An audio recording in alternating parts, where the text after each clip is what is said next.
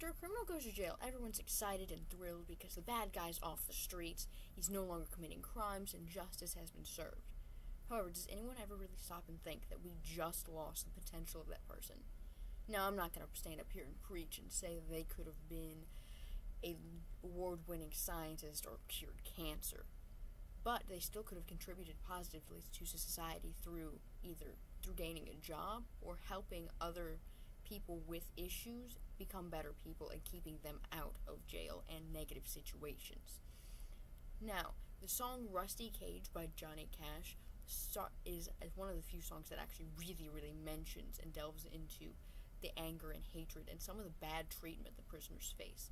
In one of the first stanzas, it mentions that the prisoner's blood begins to boil, which is a saying that we're all familiar with. It means that they are extremely angry, and this extreme anger will generally stay with them because they don't get any help to cope with this anger.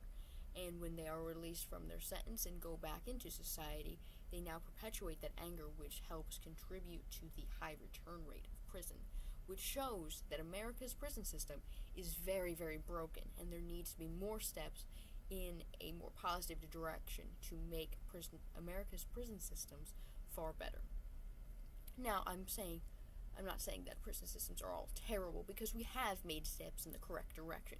Back in the days of Alcatraz, there were virtually no resources for prisoners. So this prison was more or less a cage to throw people so they would rot and die away from society, so no one had to worry about them. Today, there are some helpful things.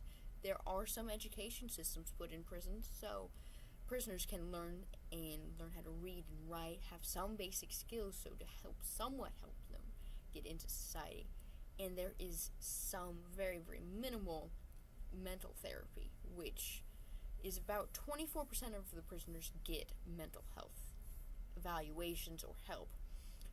And that would be pretty good if only, a quarter of prisoners had mental health issues. However, this is not even close to the case. More than half of prisoners have some sort of mental health issue, and this statistic could actually be way lower than the actual thing, because they may not actually ever get evaluated properly. So these people with their issues come into prison because they had something that they could not deal with on their own, come to prison, they don't get any help. So when they leave, they don't even know they have an issue, so they can't get treatment when they're out. Also, in the bad conditions of prison, the health issue gets worse and worse. So their mental stability deteriorates even further. So they're no longer even able to even try to be productive citizens. And in the song, it kind of shows how some of the conditions that the prisoners face, and especially in the older days, they used to face a lot of issues with guards abusing the criminals because they were dehumanized. In the song Rusty Cage, it says, "You wired me awake and hit me with a hand of broken nails. You tied my lead and pulled my chain, and my blood began to boil." Now, the wired me awake and hit me with hand of broken nails shows that, one, a lot of prisoners died by electric chair, and seeing this and knowing about this deteriorated the other criminals' mental stability and mental state, which made them even worse off. And then the hit me with a hand of broken nails shows that the guards actually attacked some of the criminals and prisoners because they could, which harmed the criminals even more. Now, this past isn't just in the past. There are still cases of guards abusing prisoners because they can, which makes the system even more broken, which is something that needs to be fixed. And to show you how broken it really is, in California, 7 of 10 prisoners return. So that extremely high return rate shows how bad the system actually is. Also, America has about 25% of all of the prisoners globally, and we only account for about 4% of the total population, which means there is an issue there because our high rate of incarceration means we're losing 25% of the world's potential, which is shocking.